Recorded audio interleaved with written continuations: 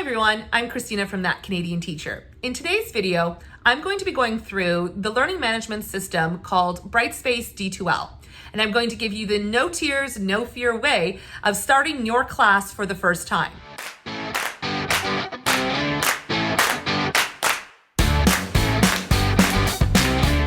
Now in my province, D2L or Brightspace is provided to teachers to allow them to have access to an LMS or a learning management system. In this video, you may see some features that may not be available to you depending on your board. So just keep that in mind. If you don't have a D2L or Brightspace account and you are an Ontario high school or elementary teacher, please check in with your board's TELC, T-E-L-C, or the technology person from the board, or maybe even at the school level. They should be able to help you get established. This video is just going to go through the basics to get you started with D2L Brightspace. You may want to check out Brightspace's YouTube channel for more enhanced or advanced features. So let's get right to it. When you first come into your D2L page, you may find that it looks somewhat similar to this or slightly different depending on your board and what they've allocated to that home page. You'll see here that you have the various courses. Depending on how your board allocates out the courses, you may actually have yours automatically given to you at the start of a school year, or you may have to request it from someone at the board level or at the school level. So what we're going to do is we're going to play around with an inactive page that I have just to give you a sense of how to set up your page for the first time. One thing you want to look for is on the right hand side here, you may see Google activation.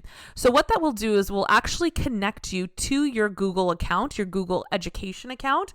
So just look for it here on the right hand side. I've already activated mine, so it won't actually show up, but you should see something to the effect of Authorize now. So I've picked a shell that has very little to next to nothing inside of it so that we can kind of work together through this. So your page should look at the very start something similar to this. What you want to do first is you're going to go up to Course Admin. Consider this to be your home base for any changes that you're looking to make. If you're not sure how to access it, it's going to be found here. So what we're most interested in is course offering information. So you're going to open that. And what you're going to look for is the start date and end date and active. So you may need to adjust this. So if you want the start date to be, let's say September 6, 2016, then you're going to change the date and the time that you want it to be released. And that means it will become visible for the students on the receiving end. And again, you may have to input those student names or your board may populate them for you, but we'll get there. What's most important is you want to make the course active. So this will make sure that when this date pops around, that the course will show up. If this is not checked off, that means that your course will not be seen by your students. So it's really important that you do this first. You can adjust this date to be your first day of school. So that way on the first day of school, the students will see the course available to them. At the top here is a menu that the students will see. They may actually see a reduced version of this. For example, they don't have course admin, but they will generally see pretty much what you see at the top as well. If you click on this caret, it will actually bring up some more. Now, this is what was defaulted to me at that time. You may have more or less depending on what your board has allocated as part of the shell. If you click up on the top right-hand corner, you'll see 3 dots that pop up. Select that and you can customize your nav bar. This is what's known as a nav bar. If you receive this warning, you want to make a copy of the nav bar. That means that this original copy is the default. So this is what your board is using. You're going to want to work with a copy of the nav bar. So we're going to click that. And this is what you can now adjust. So if I don't want, I don't teach math, so I'm going to get rid of that. Maybe I don't want my blueprint, and I'm just going to kind of adjust this. You can also rearrange. So if I want grades to be a little bit closer to the top, or to the top line, then I'm going to move it over here. I can also add in links. So if I click over here under add links, it's going to bring up some of the options that are available to me. So perhaps I want to add in discussions, for example. So I'm going to look for discussions in this list and I'm going to add it. So there's discussions, for example, right? And all you'd do is you would check off here. Now, I already have discussions listed up here, but that just gives you an idea of what you would see if you were to look up the add links. So you can kind of play around and see which ones might interest you. And if you don't like it afterwards, just come back into those 3 dots and you can actually remove them again. If you have a look down here, you'll see it says enable icon-based navbar. This brings up this kind of a navbar. This is an icon-based one. If you don't want an icon-based one, you can use words instead. So you can just uncheck that. And if you want to use words, that's certainly an option. Personally, I prefer the words in the situations where I have a lot of these icons at the top, because I find that students will not click on this extra bar here. So it's kind of up to you and what you think would work best for your student. As always, once you've made your choices, you're going to save and close. Since we're not going to save any of those changes, we're just going to close out here. Let's have a look at what some of these options on your top bar allow you to do. So like I said, the course admin is where you're going to come if you're looking for something in particular and you're not sure where to find it. For example, content is located down here, but it's also located up here. So you could just as easily click this and it will take you to the same spot as this. Assignments is a great place to start. This is where you can create a place for the students to submit their work to. On the assignment page, in order to create a new assignment, you're going to select New Assignment. And let's call it Unit 1. And you can leave instructions here for the students. So for example, please ensure that you include your works cited or something along those lines. You can add an attachment, record audio, or even record video if you'd like. And you can change it so that it's unlimited or 1 file. Personally, I always do unlimited. This allows the students to submit as many files as necessary. Sometimes they'll submit their assignment, but then submit their works cited separately. So this makes sure that you get all the files that they're intending to submit to you. You can also ensure that all assignments are kept, or it only keeps the most recent submission, or it will only do the first. So personally, if you're debating between the two of them, I would do this one. That way, if the student is submitting something that they made a mistake on and they want to resubmit, you can get the most recent one as opposed to only the first one where there might be an error in it. Or what I do is I do the all submissions are kept, and then I just look at whatever the most recent one was. You can put it into a category. So we can put it into Unit 1 category, or we can create a new category. So let's say we want to put this in with assignments. So I'm just going to name it assignments, and you're going to click save. You can give it a score. Let's say it's out of 10. And you can assign it to a particular grade item. So if I want to put it into a Unit 1 assignment, I can do that, or I can call it something new. So let's say we're going to do it as, and let's say assignments. So I'm just going to call this assignments. You can give it a short name if you want. It doesn't have a category. The maximum points is 10, and we're going to save. You can add a rubric. And if you come up here to the top, you can actually even change some of the restrictions. So let's have a look at what's at the top here. So if I go to restrictions, I can hide it from users. What that means is that the students will not be able to see it. I can create a due date. So let's say I want to have it due on the 23rd at 11:59 p.m. or 11:30 p.m. I can make it be available to students to submit into on the 16th, starting at 1 o'clock. And I can have an end date that is, let's say it's a week after the 23rd. So what is the difference between an end date and a due date? So a due date is the date that you would want it to be due. So if it's the 23rd, you would put in the 23rd. The difference is that end date can be something different. So let's say you have a due date, but you're going to allow submissions up until the 30th. So this can be your end date. After the 30th, students will not be able to submit to the assignment Dropbox. They will still see it, provided that you don't hide it from users, but they will be prevented from being able to add their files to that assignment Dropbox. So if you want them to always be able to submit stuff, then you would just uncheck this. If you want to restrict that, you can keep it on. This is where you might want to add in students that might have exceptional needs. So if you want to create, let's say if you want to give a particular student the option to hand it in on a date that is different than then the date that you've assigned the rest of the class. So you can just add the student here. So you would select this, and what will happen is your class list will pop up, and you will just select the student from that list, and you can then adjust the time frame that you would like to give that student. So if you want to say, you know what, this student's due date is going to be the 30th, and then their end date is going to be the 7th or something like that, you can definitely change that here. So of course, we're going to save and close. And if you have a look, this is the assignment format that the teacher would see. So if you've made a mistake, and let's say, you know what, I didn't want it to be under, assignments. I want it to be under Unit 1. If you come to this little caret, you can edit the assignment, and you would just come over here and you would change this to whatever thing that you want to put it under. So let's say we're going to call it Unit 1. And if you save and close it, it's now under Unit 1.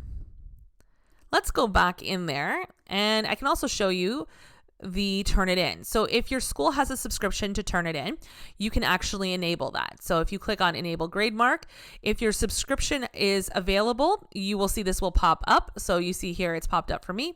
I would select that. If you want the students to be able to see their own originality scores, you can check that off. So I personally will do that. And what it will do is it will check all of the students' submission to see what the percentage is for a match in the Turnitin repository. So you can save and close. And that's basically assignments in a nutshell. What else do we have here at the top? So your class list is exactly what you think it is. It is the list of the students in your class. So if you were to go in here, what you would see is all of the names of your students. Now, depending on your board, this may be populated for you, or you may have to add students in yourself. So if you go in here, and I'm not going to go in there because I do have students' names that are in there, but you would see add student, and you would just search for that student's name and you would add them to your class list. Let's have a look at discussions now. So I don't have any discussion topics here. So if you would like to start an opportunity for students to participate in a discussion, you would click New, and you have New Forum and New Topic. So a new forum would be something like Unit 1 forum, and this would be all of the discussion topics relative to Unit 1. So think of this as like the category or the main folder header. A new topic would be what you want your students to be talking about. So I might let's start with a new forum. So I'm going to call this Unit 1. Everything's called Unit 1, right? And again, there's restrictions here as well that you can change the start date, you can hide it and things like that. So you can kind of play around with that. You can also lock the forum, which means that the students can see the questions, can see the forum topic, but they will not be able to access and they can't get into it. Now you can unlock it for a specific date range, or keep it just generally unlocked and they have access to it. So that's up to you. I'm just going to leave that as is. So you see it has Unit 1 here. So now we're going to do new topic. So what forum do I want to put it in? So I'm going to choose the Unit 1 forum to put it in. Now there's a couple of options here. So it can be an open topic. Anyone can access the topic and its contents, or it can be a group or section topic. What is the difference? So an open topic means your entire class can respond to the question that you have posed. So if you have 30 students in your class, that means that the students will be seeing the replies of 30 students, and they can reply to any of the students in that class. Now, it can be a little bit daunting, a little bit overwhelming, and some students may not have replies made to them. So this may be a little bit more challenging. Group or selection, you have to set up in advance. But if you are interested in doing the group or selection, you would click this off. And what this would allow you to do is prearrange the groups that you would want to establish the students to be in. So if you want, let's say, 6 kids to be in group 1, those 6 kids would only see the posts of the other 5.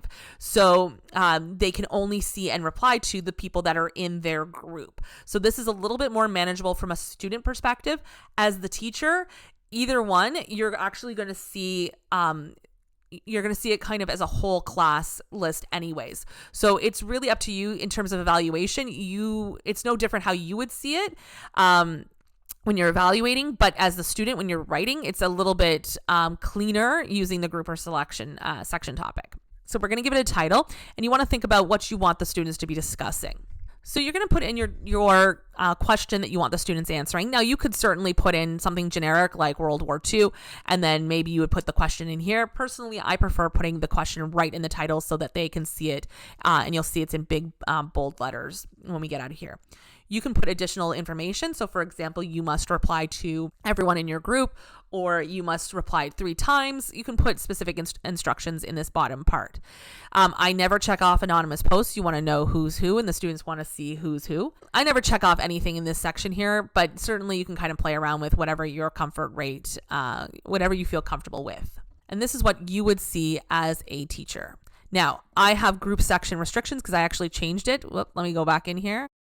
Yeah, see, once you've made that choice, you're kind of stuck with it, right? So you want to make sure that you know what you want. So I'm going to actually do a second one. Let's do another topic. And we're going to leave it as open topic. So do you see the difference here? This one has the group section restrictions and this one doesn't. So I actually don't have any groups set up at this moment in time. So this wouldn't have worked even if I had students to be able to participate in this.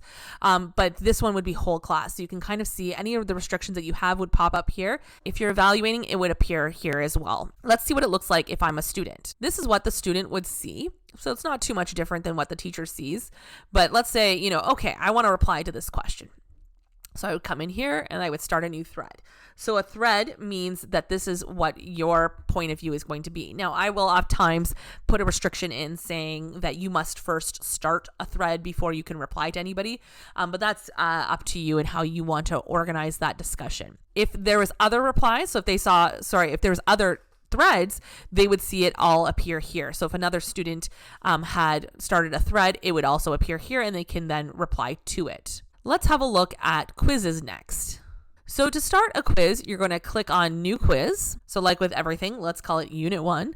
You can give it a category, same thing. So you can add a category. I'll just leave that empty for now. And you can add, then what you're going to do is you're going to add questions. So you're going to come in here. And it's going to ask you to either add or import. So we're going to do add, and you're going to do new question or new section. So for example, if a new section would be like knowledge. So this is going to be a section that's all going to be knowledge-based questions or thinking-based questions. So you may want to give it a section title. And then within that section, I'm going to have a new question. So let's call it knowledge for our section title. You can hide the section title from students, but I don't know why you would.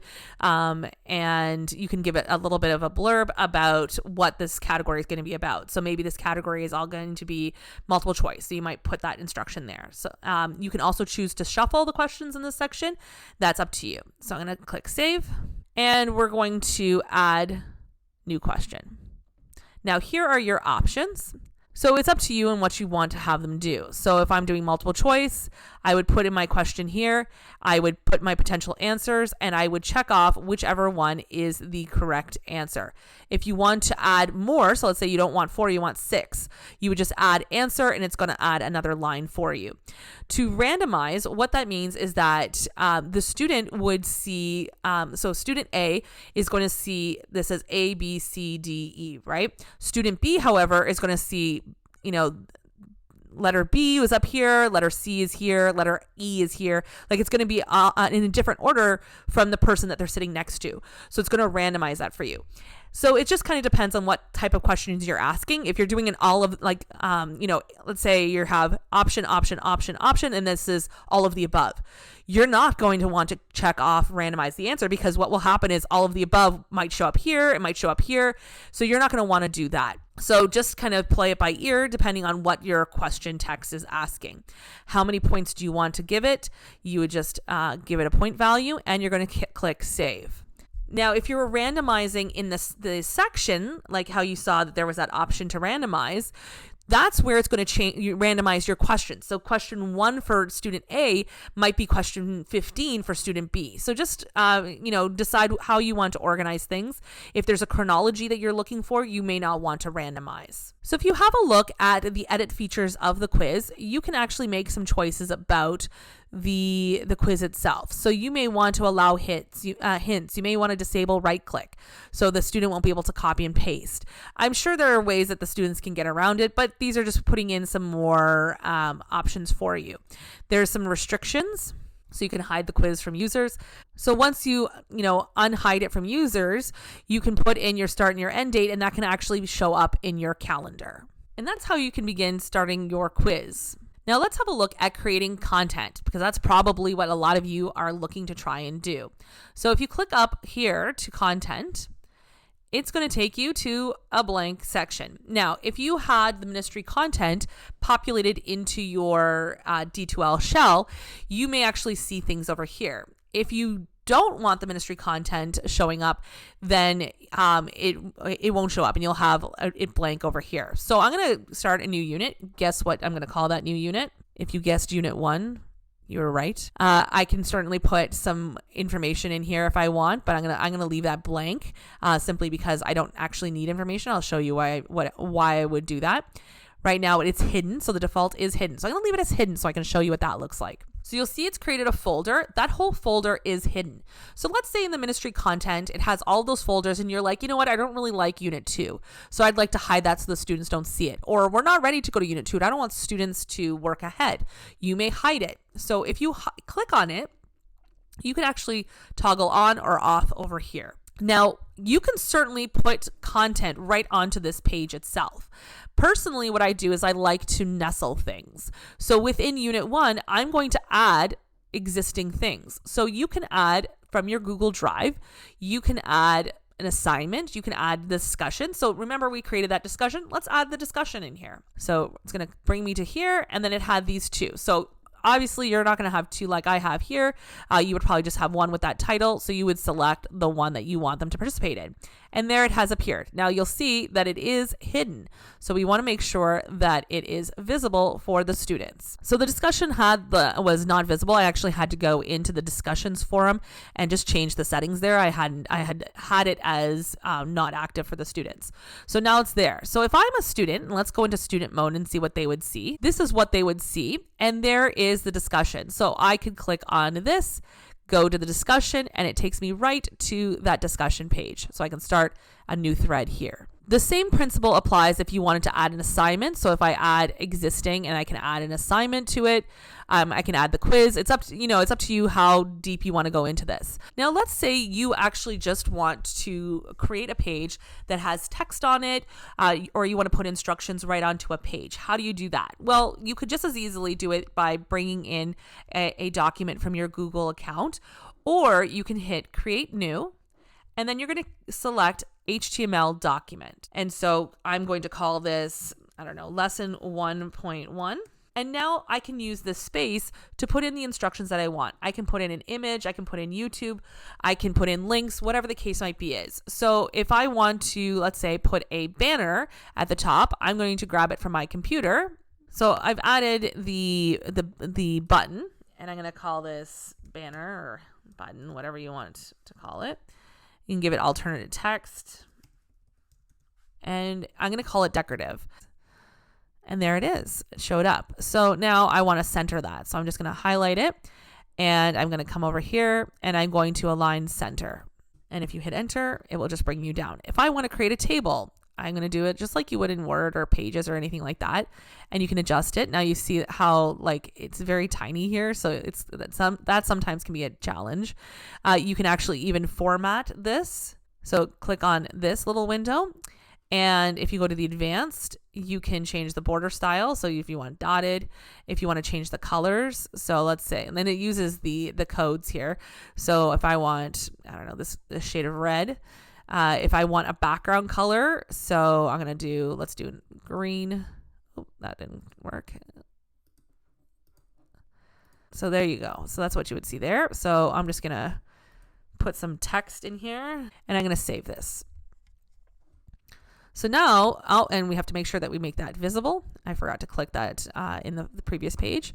So now the students would actually see this lesson and any of the text that I would have in this box. And you'll notice it's got the red outline and the green background. And you can do no background. You can do a white border. It's kind of up to you how you want to do that. Let's go back in here and edit this. So I'm going to go here.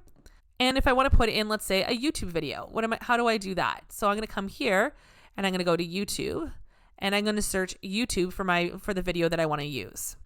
Generally, what I do is I will oftentimes put in the exact title that I see on YouTube, just so it pops up more refined.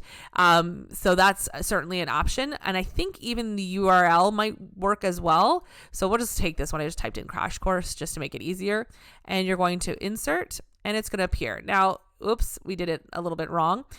So you see it appeared above my banner. So we're going to try that again. So what you want to do is you want to make sure that you click enter after your banner, and you're going to go once again here, YouTube, and we're going to type in our search, and there it popped up, right? So you could put in the video and then put questions here for the students to answer. So you can put instructions to say, submit to the assignment Dropbox, and you can actually even link it directly to that assignment Dropbox. By going here, you would then select assignments, and let's say it's this. So we're going to click that. So now let's save this, and let's go in as student again and see what the student would see. So as a student, I'm here in Unit 1, and I would click this and have the Unit 1 folder drop down. There's lesson 1.1, and there's the work I need to do. And I would just select this, and it takes me right to the Dropbox, and I can submit my work. And the Dropbox, if they've enacted the attachment to Google, they can actually bring their document in from Google. So as long as they authorize their Google account to be connected to D2L, they're able to add that file. One of the strategies that I like to do is using calendar. Now, I didn't actually put calendar up here at the top. So we're going to go right into, well, first of all, we're going to make sure that we're viewing as a staff. So we're going to go into course admin, and then we're going to look for calendar. So there's calendar. What I would want to do if I want the students to use the calendar is I'm going to make sure that it's going to be up here at the top by editing that nav bar. But for now, we'll just go straight into here, and I can give instructions. So remember, I set that assignment to be due for that day. So it does appear here on the calendar. Students would see that as well. So let's say I want to do lesson 1. And who's going to attend? That's going to be everybody in the course, right? So I'm going to put in my course section. So everyone's going to be able to see this. And I'm going to select more. And I want to add the content. So I want them to have a direct connection, a direct link to the content that I just created. So it was in Unit 1, and I had called it Lesson 1. Now, of course, you can even create subfolders to that one main folder. I'm just kind of giving you an overview here. And then, of course, you can have it all day or for a particular time, or you can have it over the course of several days. So we're going to create. And there it is here. So now let's go as student again and see what the student would see. So here's the student mode. Now, because I didn't establish the calendar, they'd have to actually go on the side here. But if you had the calendar as part of your nav bar, they would just click on calendar and it would take them right to it. But we'll go through here. This is on the right-hand side. So if I select this over here, it's actually going to show up what I need to do. So I would go to lesson 1.1, and it's going to take me right to that page. If I'd had the calendar established, so what I'm going to do is I'm just going to take a second here to create the calendar as part of the nav bar to give you a sense of what I mean. Okay, so now I've added in calendar. So if I'm the student, well, let me view a student actually. So if I'm the student, I can see calendar now. Actually, maybe that would have taken me there. We'll check that in a second. And then I would select more, and there it is. Let's have a look and see what happens over here. Oh, that would have taken me there. Okay, I'm an idiot. So it seems that it's defaulted to this. I totally missed that. But anyway, you could add in calendar, or you could go with just this one here. And so that's what I tend to do, is I tend to put everything into the calendar of what they need to be doing on that day. And then the students would just automatically go straight to the calendar, and they would see everything listed for them that they need to accomplish. You can also create checklists that accomplish a similar idea, except with the checklist, they would literally be checking off the options. You can also establish grades. Grades is a little bit more specific and a little bit more enhanced feature. So you may want to look a little bit deeper into that by looking at Brightspace's YouTube account or asking your technology advisor from your board or your school for more information. I hope this video was helpful to you and provided you with some tips and tricks to get you started with D2L Brightspace. Good luck!